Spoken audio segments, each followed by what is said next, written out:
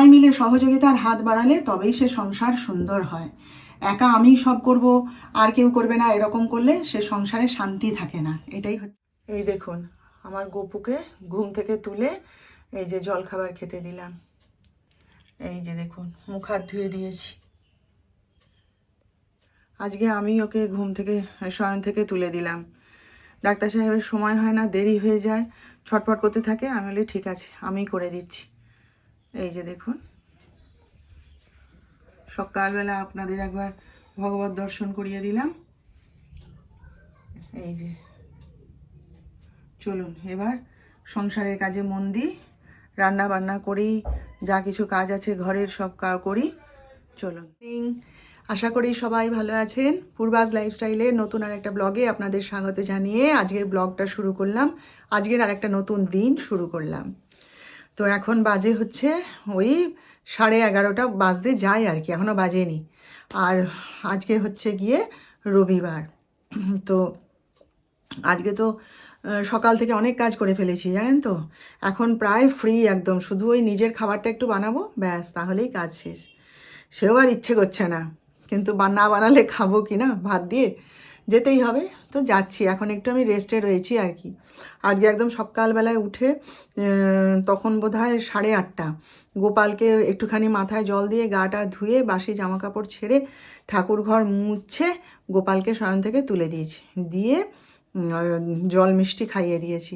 প্রতিদিন ডাক্তার সাহেবের অপেক্ষায় থাকলে না তুলে দেয় ঠিকই, কিন্তু দেরি হয়ে যায়। হ্যাঁ ওই জন্য আমি বলি না ঠিক আছে, সে আমি যখন করতাম আমি করে দিচ্ছি বলে করলাম। ঘরটারগুলোও একটু ঝাঁটিয়ে নিয়েছিলাম, কারণ একই ঘরের মধ্যে আমার ঠাকুর। তো তো মাসি এখন সে কখন আসবে, অতক্ষণ বসে থাকলে কি হয়। তো ওই জন্য শয়ন থেকে তুলে জল মিষ্টি দিয়ে চলে গেছিলাম। তারপরে তখন আর বসে পুজো করার মতন সময়ও ছিল না, বা ফুল টুলও ছিল না যে ঠাকুরের পুজো করে দেবো একবারে। দিয়ে ঠাকুরের চাপা টাপা সব খুলে দিয়ে চলে গেছিলাম, গিয়ে রান্নাটা বসিয়েছিলাম আগে। গ্যাস ট্যাস পুছে এরা ততক্ষণে ছন্দা দিয়েও বাসন ধুয়ে দিয়ে গেছিলো, রান্নাটা আগে বসিয়ে দিয়েছিলাম। তো কারণ ডাক্তার সাহেবকে খাইয়ে পাঠাবো ওই জন্য। তো ডাল, ডিমের ঝোল আর কি একটা করলাম, ও পাঁপড় ভাজা, আর কিছু করিনি। আর ওই দিয়ে সে তৃপ্তি করে খেয়ে এই এক্ষুনি বেরিয়ে গেল। এবারে বাড়ির লোকজন যে দেখছে প্রত্যেকেই বলছে না ঠিক কাজ করেছো, এইটাই ভালো কাজ করেছো। বলে ওই 4:30 5টার সময় সে ভাত খায়, করে করে বয়স হচ্ছে, রোগ ধরে যাচ্ছে, এইটা একদম ঠিক কাজ হয়েছে। আর সে জল খাবার খেতেও তো দেরি হয়ে যায়, সকাল থেকে তো ব্যায়াম করবে, এ করবে ও করবে, গাছের জল দেবে, বাগান থাকবে, আর যদি পেশেন্ট থাকে তো ব্যাস পালিয়ে যাবে। সেই জন্যে ওর ভাই এসেছিলো, দেখে বললো না একদম ঠিক কাজ করেছো। তারপরে ওর মা এসেছিলো সকালবেলায়, মা ওই থানে পুজো দিতে আসে, এসে আমাদের সাথে দেখা করে যায়, গুড় করে এসেছিলো, এসে বসলো। তা দেখে বলছে না মা এটা একদম তুমি ঠিক কাজ করেছো, একটু কষ্ট হচ্ছে হোক। আমি না কিছু কষ্ট নেই, কষ্ট আর কি, এক তরকারি ভাত করতে কি কষ্ট হয় বলুন। তো এই আর কি, খেয়ে দিয়ে বেরিয়ে গেল, শান্তি এবার।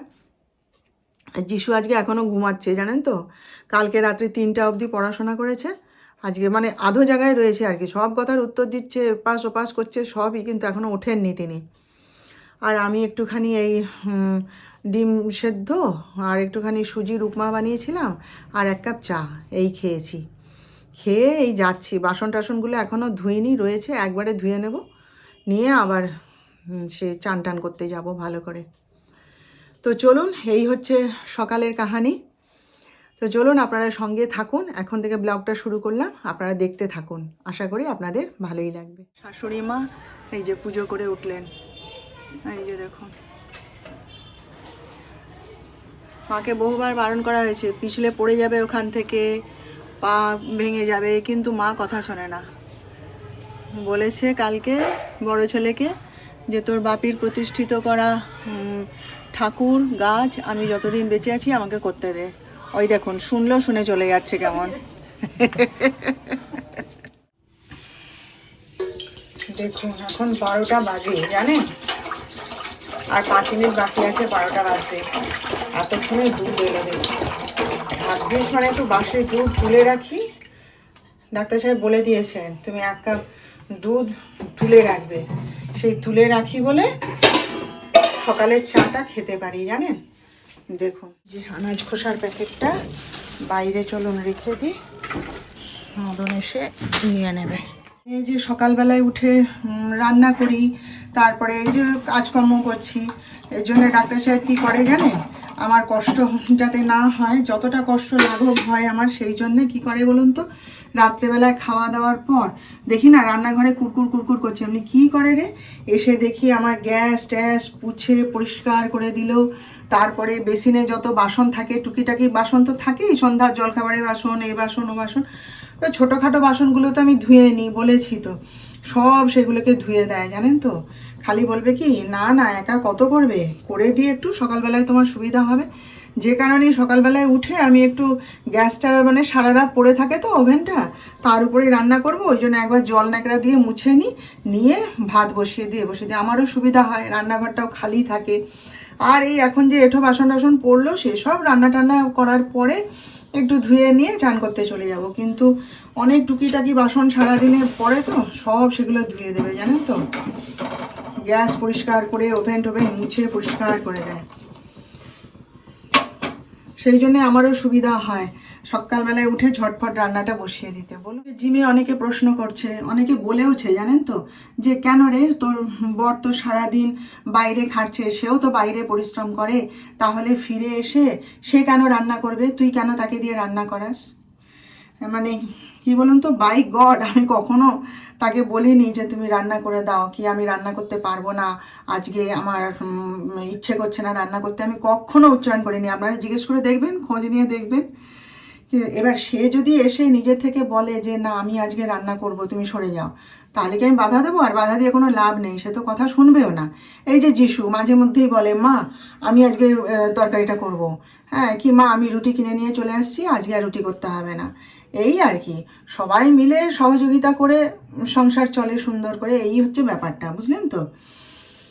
তো এবার যদি বলেন যে ওই যে বলছে কথাটা, যে তুই, সেও তো বাইরে খাটে, সেও তো বাইরে পরিশ্রম করে, হ্যাঁ করে, নিশ্চয়ই করে, আমি তো সেটা অস্বীকার করিনি। এবার ব্যাপারটা হচ্ছে যে আমাকে সে বাইরে যেতে দেয় না, ডাক্তার সাহেব পছন্দই করে না যে তার বউ বাইরে গিয়ে কাজকর্ম করবে, চাকরি করবে, কখনোই করে না। আমি অনেক স্কুলে চাকরির জন্য গেছিলাম জানেন তো, একটা স্কুলে আমার চাকরির জন্য হয়েও গেছিলো, পুরো হয়ে গেছিল। তারা হচ্ছে আপনার 4 না 4,500 টাকা বেতন দেবে একটা প্রাইমারি স্কুলে, আমাদের এখানে খুব বড় প্রাইমারি স্কুল, সব হয়ে গেছিল, তবু আমায় জয়েন করতে দিল না।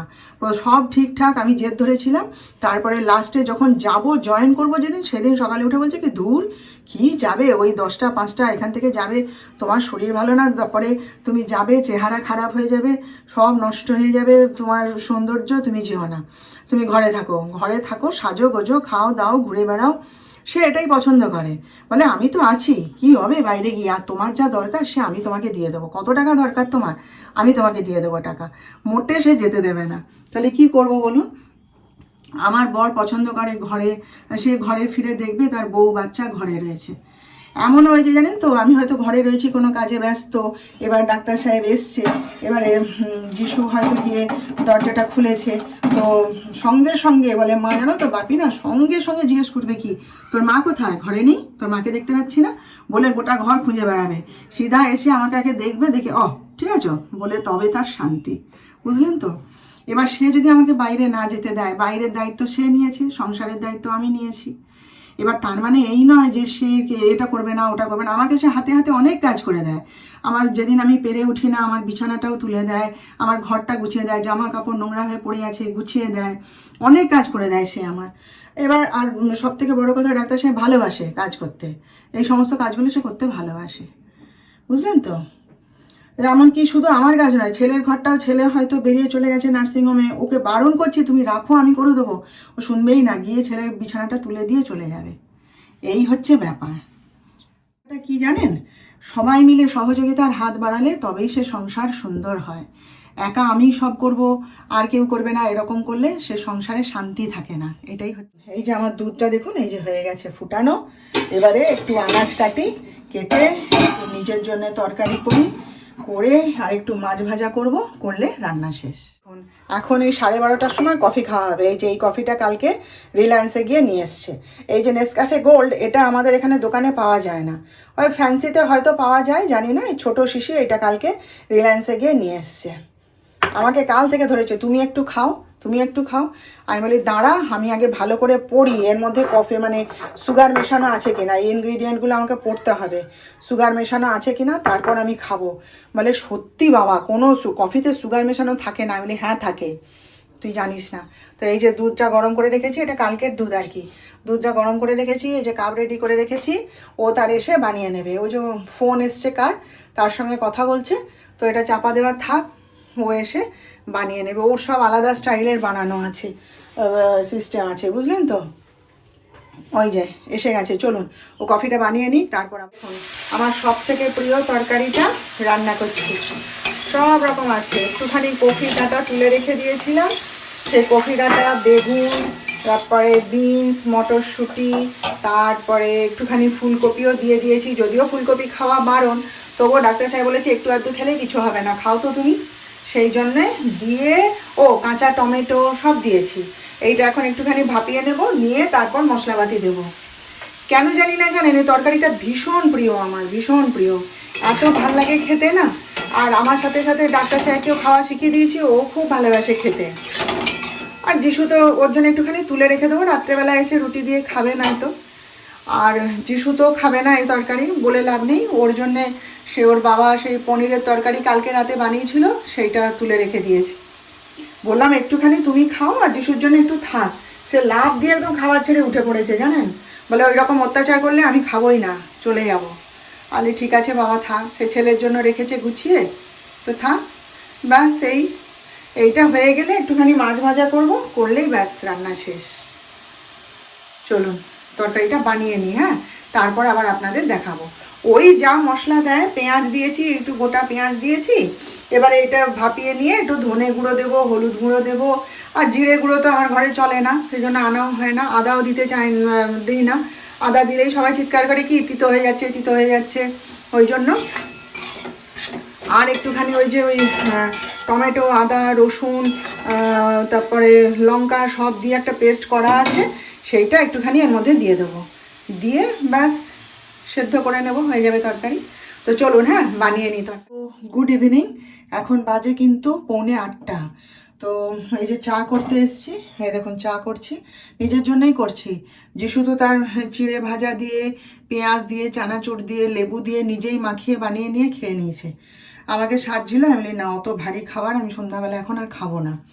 তারপরে একটু চা করতে দেরি হলো, কারণ ডাক্তার সাহেব এসে গেছিলেন, তো এসে বলছে আমাকে খেতে দাও, খুব খিদে পেয়েছে।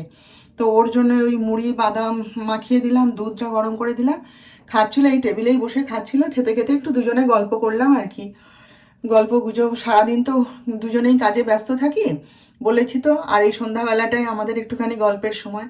ছেলেটা তো পড়াশোনা করছে ওর ঘরে বসে, আমরা দুজনে একটুখানি গল্প গুজব করলাম, করে ও তার ঘরে ওর গেল কী সব কাজকর্ম করতে। তারপরে আবার বলছে কি উপরে যাবে, কি ওদের আলোচনার আছে নার্সিংহোমে কী সব, সেই সমস্ত কাজকর্ম আছে বললো। তা আমি বলি ঠিক আছে যাও তাহলে, আমি একটুখানি চা করি, করে একটু চা বিস্কুট খাই। আজকে সারা দুপুর ঘুম এলো না জানেন, আসলে ঘুমানোর অভ্যেসটা চলে গেছে তো। সারা দুপুর খালি মানে শুয়ে শুয়ে লাস্টে বলে দুধ তেরিকা বলে উঠে পড়ে একটুখানি চা ঠা খেলাম, খেয়ে টেয়ে ঘুরে বেড়াচ্ছিলাম, এদিক ওদিক গোটা ঘর ঘুরে বেড়ালাম। তখন তো আর গল্পের বই পড়া যায় না। এই এখন এই চাটা খেতে খেতে একটু গল্পের বই টই পড়বো, পেপার পড়বো, এইসব কাজ টাজগুলো করবো। আর আজকে আর দেখুন না, বেসিনে এই দেখুন, বেসিনে যত বাসন ছিল সব ধুয়ে নিয়েছি, কারণ এসে গেছে তো। দেখলে পরে এক্ষুনি আমি যে এখান থেকে সরে যাবো না, কুড়কুড় করে সে এমনি রান্নাঘরে ঢুকবে, ঢুকে এবার যত বাসন এই সেই সব ধুতে শুরু করবে। আর আমারও হাতে সময় ছিল, আমি বলি না আমি আমার কাজ করে রাখি, ওই জন্যই আরও দেরি হলো আর কি। টুকটাক টুকটাক কাজগুলো করছিলাম, ঘর টরগুলো একটু গুছালাম, গুছিয়ে সে রুটি তরকারি করব, সে 9টা বাজুক তারপরে করবে, এখন তো কেউ খাবেও না, সবাই তো জলখাবার খেলো পেট ভরা। তো চলুন তাহলে চাটা খাই, খেয়ে পরে আবার আপনাদের সঙ্গে দেখা হবে। এই যে দেখুন সিরিয়াল দেখতে দেখতে রুটিগুলো সব বেলে নিয়েছি, নিয়ে এই যে ঝপঝপ করে রুটিগুলো করে ফেলবো। এই যে এখানে অর্ধেক রুটি করা হয়ে গেছে, আর এই যে এখানে বাকি রুটিগুলো রয়েছে, এইগুলো হয়ে গেলেই ব্যাস। আর তরকারি তো করা হয়ে গেছে। ডাক্তার সাহেব তো সেই মুড়ি দুধ টুধ খেয়ে গিয়ে আরাম করে যা সোফার উপরে শুয়েছে, শুয়ে লম্বা ঘুম দিচ্ছে একদম আরামসে। আমি জিজ্ঞেস করলাম কি গো রুটি খাবে তো, বলে হ্যাঁ খাবো। আর যিশু তো তার ঘরে কি ল্যাপটপে কি দেখছে, কাজ করছে জানি না। আর আমি আজকে কি ভাবছি জানেন, আমি ভাবছি আজকে আমি একটু ছাতু খাবো, কেন জানি না ভীষণ আজকে ইচ্ছা করছে ছাতু খেতে। আজকে আর ওটস খেতে বা অন্য কিছু খেতে ইচ্ছেই করছে না, ভাবছি আজকে একটুখানি ছাতুই খাবো, বুঝলেন তো। তো চলুন হ্যাঁ রুটিগুলো করে নিই, তারপর কথা বলবো, এক হাতে তো পারবো না করতে। তো এই যে দেখুন আমার রান্না বান্না হয়ে গেছে, এই যে দেখুন রুটি, এই যে রুটি, এখানে হচ্ছে এই যে মিষ্টি, আর এই যে আলু দিয়ে মটরশুঁটি দিয়ে তরকারি। যিশুকে খেতে দিয়ে এসছি, আর সে তো এখন খাবে না, সে এখন কি বলে আরামসে সোফার উপরে ঘুমাচ্ছে, ওইখানে শুয়ে শুয়ে এখন খোঁজ নিচ্ছে, তুমি খেয়েছো, যিশু খেয়েছে, এ সমস্ত খোঁজ নিচ্ছে। বলে দাঁড়াও মুড়ি দুধ খেয়ে শুলাম, পেট এখন ভার আছে, এখন কিছু খাবো না। তো নাই থাক, আমরা খেয়ে নিচ্ছি। ওই তো বললাম যিশুকে খেতে দিয়ে এসছি, আর আমি এখন কি বলে যিশুকে খেতে দিয়ে এসছি, আর আমি এখন ওই একটু ছাতুই খাবো, আজকে খুব বললাম না ছাতু খেতে ইচ্ছে করছে, তো ওই ছাতু খেয়ে নেব। আর ওর খাবার এখানে ঢাকা দেওয়া রইল, ব্যাস কাজ শেষ। বাকি কাজ আবার কাল সকালে দেখা যাবে। গেটে তালা দেওয়াও হয়ে গেছে, সব কাজ আজকে হয়ে গেছে।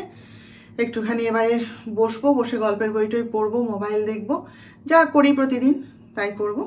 তো চলুন তাহলে আজকের মতন বিদায় নিলাম, কালকে আবার দেখা হবে নেক্সট ব্লগে নতুন বিষয় নিয়ে। আপনারা সবাই ভালো থাকবেন, আর আমার ভিডিওটা ভালো লেগে থাকলে প্লিজ একটা লাইক শেয়ার আর সাবস্ক্রাইব অবশ্য করে দেবেন।